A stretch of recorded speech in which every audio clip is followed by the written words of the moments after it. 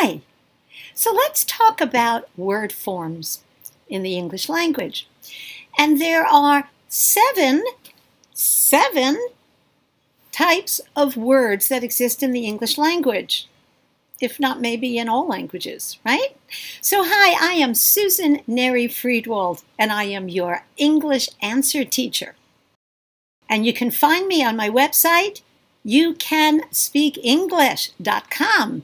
And yes, you can, and I am here to help you get better and better at speaking English and answering all of your questions.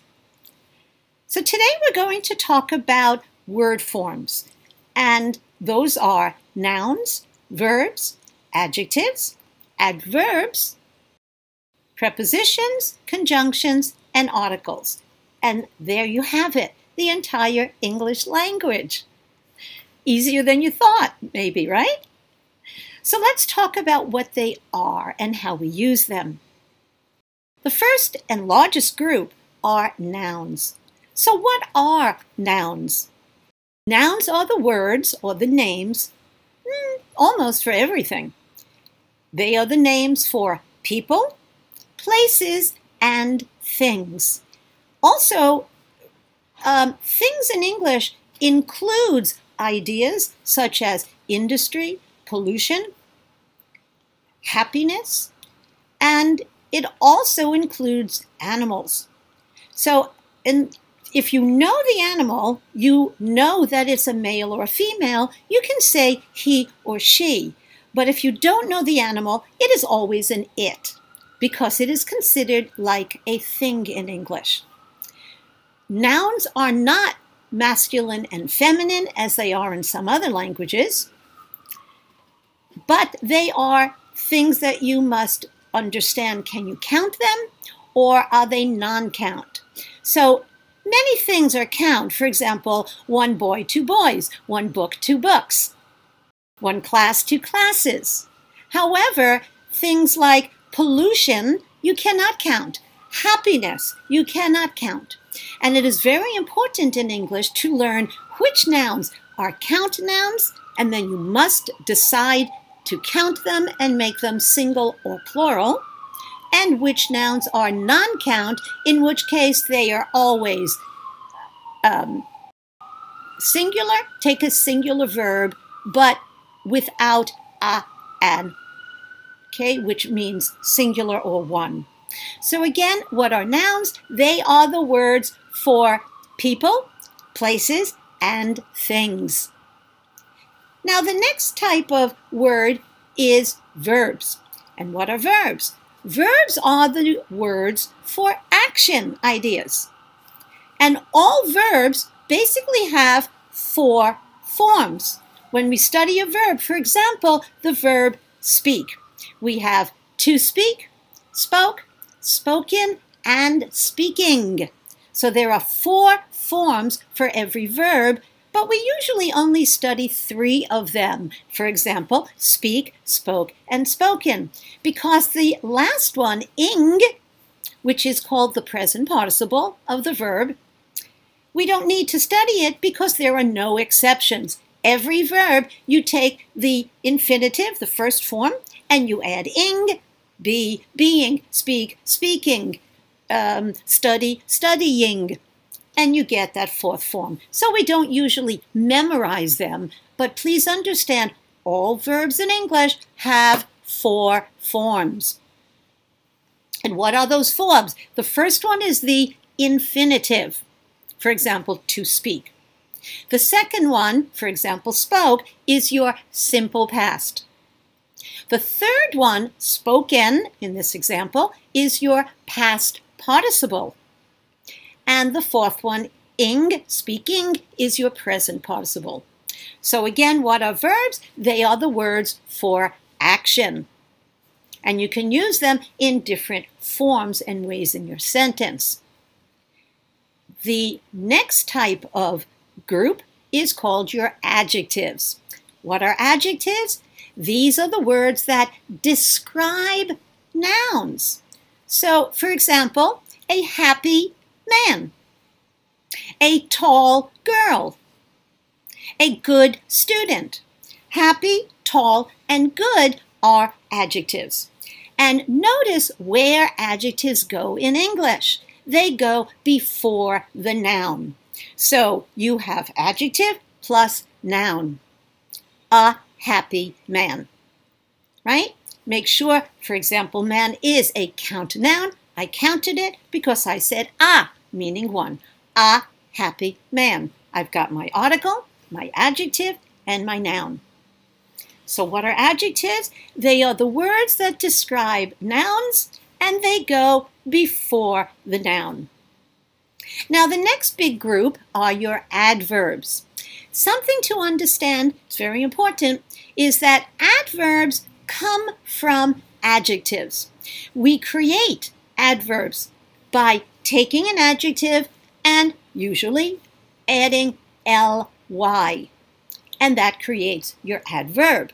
Slow is an adjective, slowly is your adverb. Happy is an adjective, happily is your adverb. Where do adverbs go? Well, they do a lot of things, so it depends what they are doing. Usually, adverbs describe verbs, and they go after the verb they describe. So, the car is slow. Slow is an adjective describing car, but he drives slowly. Now, slowly is describing how he drives. So adverbs, the number one job that they do is they describe how that action is happening. He drives slowly is how he drives. We do have some irregular adverbs that do not describe how, but they describe something else. For example, how much or how often, usually, often, sometimes. These are also adverbs, but they are irregular. They are not describing how, but they are describing how much. How often. We also have how much or when, but that's a small group of irregular adverbs. Most adverbs, you take an adjective, you add ly, and you get an adverb. Where does it go when it's describing the verb? It goes after the verb. He drives slowly. The other things that adverbs also do, they can describe adjectives. And then they go before, in front of the adjective. An example, he is very happily married. Describing married. So very is describing happily, which is an adverb. Happily is describing married, which is an adjective. He is a very happily married person. Person is your noun. So you've got adverb describing adverb describing adjective, adjectives describing noun. A very happily married person. Adverbs can also describe an entire clause or sentence. Incidentally, comma, I saw you in the supermarket yesterday. Incidentally, my adverb, what is it describing? The fact that I saw you in the supermarket yesterday. So there you have it about adverbs. They describe, number one, verbs, and they go after the verb they describe. Or they can describe adjectives. They go before the adjective, and they can describe other adverbs. They go before the adverb.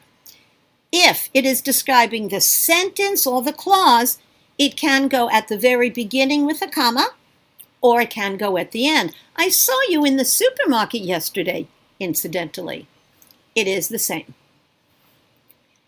Now, we also have prepositions. Examples of prepositions: in, on, at, before, behind.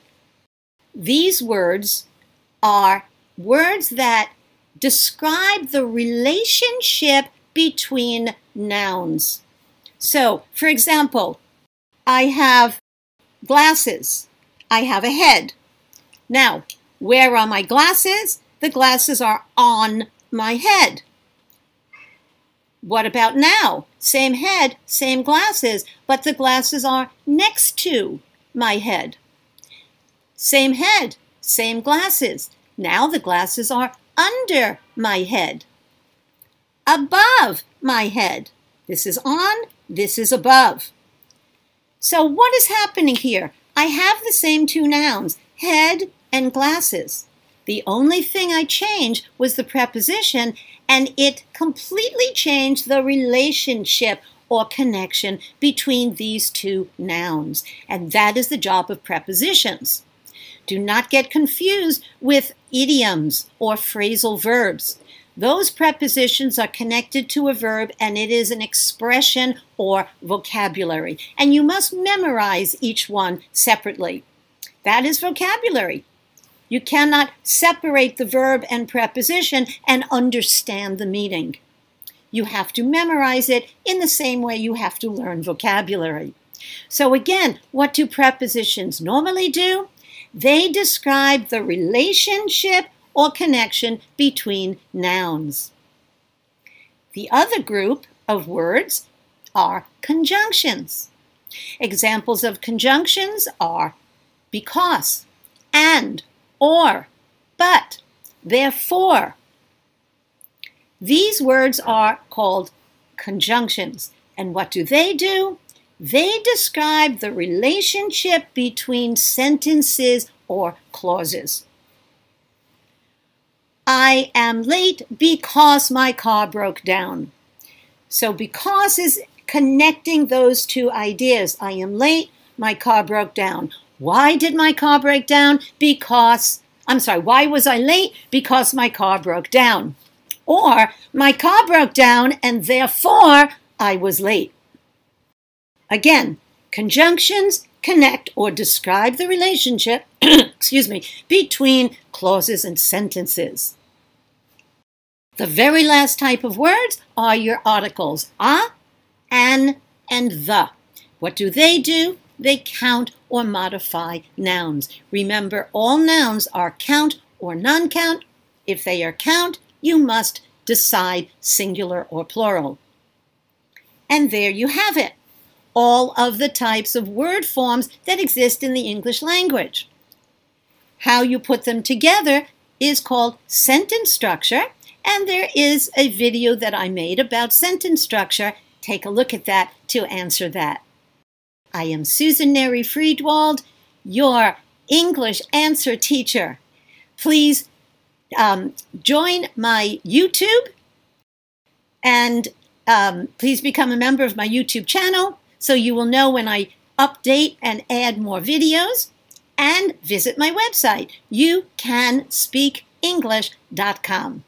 It is wonderful to see you. Have a fantastic day.